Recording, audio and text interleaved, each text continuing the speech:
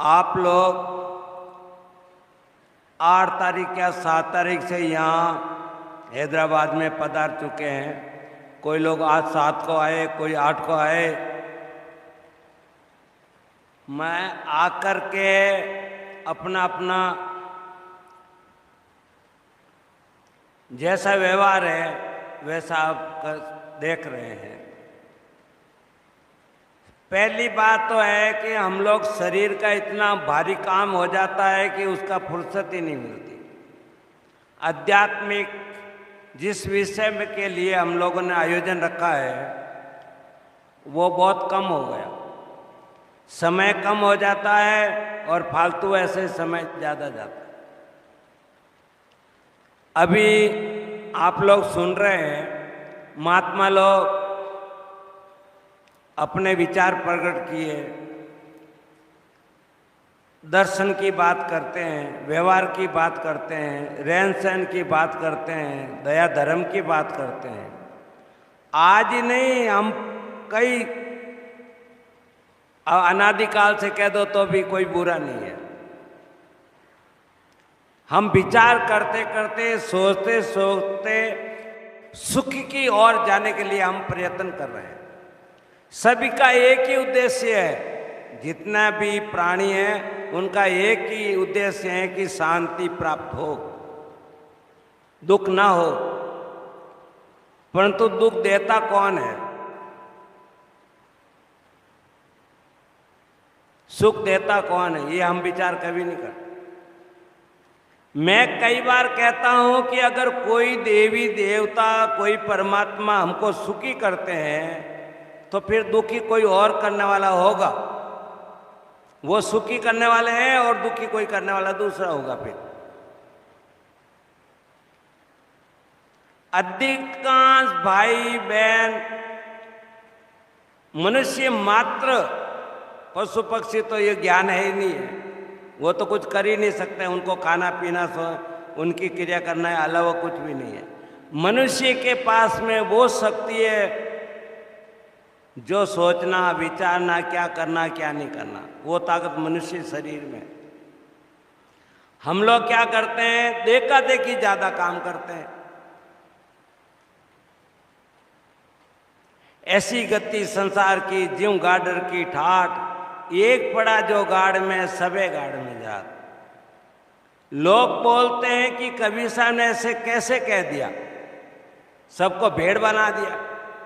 कभी कभी कहते हैं पूरा संसार ही अंधा है।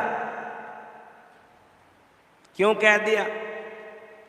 अब उसको मधुर वचन कहना है कि कठोर शब्द कहना है? पर मधुर ही है वो, कारण कि उन्होंने उनकी नजरों में देखा कि सारी दुनिया बेवकूफ है।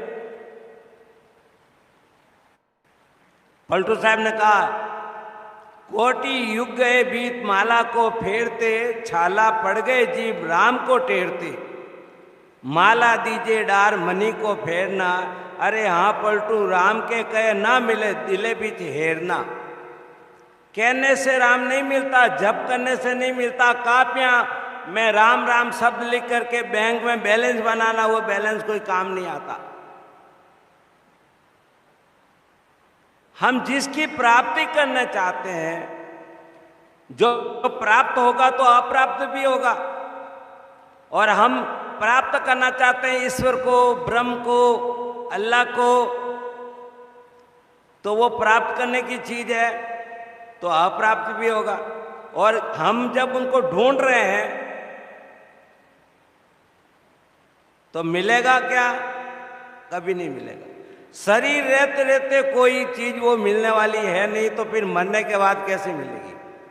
जब हमारी इंद्रियां नहीं रहेगी, आंख नहीं रहेगा, कान नहीं, नाक, तो फिर पांचों इंद्रियां नहीं रहेगी तो हम कैसे पहचानेंगे, कैसे सुनेंगे, कैसे देखेंगे, कैसे सूंघेंगे, कैसे उसका रस लेंगे? बाहर का ज्ञान स्थूल इंद्रिय के बिना होता नहीं, इसलिए परमात्मा प्राप्त होता नहीं। और वैसे तो मुझे समय दिया है, मैं अपना ही देश समेटना चाहता हूं कि अब टाइम हो गया, गाड़ी आ गई। मेरे तो डर ऐसा है कि समय बांध दिया, इसलिए मुझे बहुत भारी जाता है। अगर विचार करके देखा जाए तो संसार की वाणियों में क्या लिखा है? एकोम बहु श्याम, एकोम बहु श्याम। परमात्मा अकेला बैठा बैठा घबरा गया, अकेला हो गया, घबरा गया। उनकी इच्छा हुई कि मैं अनेक हो जाऊं, एक से अनेक हो जाऊं, तो अनेक हो गया।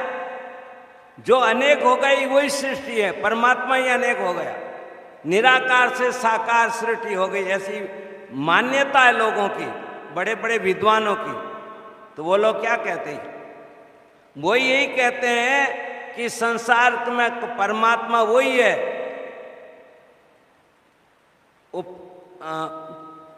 उपादान कारण जगत का केवल ब्रह्म बताते हैं। ब्रह्म रूप जब जगत हुआ तो फिर किसको समझाते हैं? जैसे सोने से जेवर बन गया तो फिर अलग कहाँ है ब्रह्म? सोना अलग कहाँ है? जैसे सोना से जेवर बन गया तो फिर सोना ही जेवर में आ गया। और जेवर फिर क्या है कि उसको मोड़ डालो तो वही सोना हो जाता। तो सोना और जेवर दो नहीं है, तो इसलिए उनका कहना है कि ब्रह्म और जगत दो नहीं है। कई महात्माओं ने ऐसा कहा कि महाराज आप निर्गुणी हैं तो कोई बात नहीं, हम सरगुणी हैं तो कोई बात नहीं, दोनों एक ही चीज है। क्योंकि निराकार को मानो तो भी एक ही बात और साकार को मानो तो भी एक ही बात है।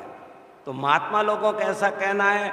तो दुनिया में जितना अब जो पुरानी कथाओं में जो कल्पना कहते हैं हम लोग, बिना काम की बातें कहते हैं लोग। जैसे आप समुद्र की उत्पत्ति के बारे में, सूर्य को समुद्र से निकाला गया, मतने से सूर्य की उत्पत्ति बताना, अमृत निकलना, ऐरावत हाथी निकलना, लक्ष्मी निकलना, जो ये बातें जो है ना, बिना काम की बातें ज़्यादा चलती, उसका नाम ही धर्म, उसका नाम ही सत्य।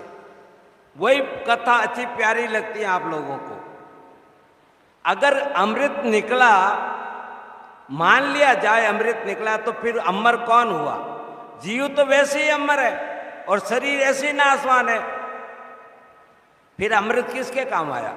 और आज दुनिया में जितने देवी देवता हुए, कथाओं में आता है देवता का युद्ध होता था, समुद्र मंथन में भी देवता और राक्षस इकट्ठे होकर के काम किए और देवताओं के झगड़ा होता था। परंतु आज एक भी देवता और राक्षस दिखने में नहीं आ रहा पूरा संसार में। तो सारे सारे कहीं खत्म हो गए। मनुष्य तो जीव का त्यों है, पर देवता और राक्षस कहाँ है? इंद्र का वो शस्त्र कहाँ है जिन्होंने अर्जुन को भेजा था श्री कृष्ण जी ने कि इंद्र के पास जाओ और शस्त्र चलाना सीख के आओ और शस्त्र मांग के भी लाओ, आओ, तब ये महाभारत जीता जाएगा। तो आज वो इंद्र वाले शस्त्र, ब्रह्मा जी का ब्रह्मास्त्र और विष्णु का सुदर्शन चक्र कहाँ है? कि अमेरिका में चला गया कि रूस में चला गया कि इंग्लैंड में चला गया? जैसे कोई ने हीरा ले गए इंग्लैंड वाले, वैसे ही तो नहीं ले गए कोई। और इंद्र कहाँ रहता था? आकाश में रहता था कि पृथ्वी पर रहता था? अगर आकाश में रहता तो अर्जुन जा नहीं सकते आकाश में। तो इस प्रकार से कोई विचार नहीं करते, इसलिए कवि साहब ने कह दिया, बैठा पंडित पढ़े पुराण, बिन देखे का करे बखान। तो पंडित लोग जो गप मारते हैं उसी का नाम ही है कथा है, सत्य है, उसका नाम धर्म कह दिया। कथा सुन लो तो भी और कथा में चले जाओ तो भी आपका पाप कर जाएगा। ऐसी बातें जो कही गई हैं वो झूठ है, सत्य नहीं है, यथार्थ नहीं है। संसार की न उत्पत्ति हुई है और न इसका वो कहते हैं नाश होगा, ना प्रलय होगा, न उत्पत्ति हुई है। संसार अनादि है। सदूर कबीर साहब के बीच में सारा निर्णय दे दिया है और आप लोग महापुरुषों के द्वारा जानोगे तभी आपकी भूल मिटेगी। भूल मिटे गुरु मिले पार की, पारक दे लखाई, कहीं कबीर भूल की औसत पारक सही। कई महात्माओं के द्वारा मैंने सुना कि कबीर पंथ में जो कल्याण कहता है वो पागल है, पागल है। मैंने कहा कि जब भूल मिटे गुरु मिले पार की, तो फिर कैसा है? बीजक वीत बतावे तो फिर इसका आशय क्या है? तो लोग क्या करें, घुमा फिरा करके अपनी बात को कर देते हैं, पर सत्य कोई कहने में बहुत मुश्किल है। मैं अपनी वाणी को विराम देता हूँ। 10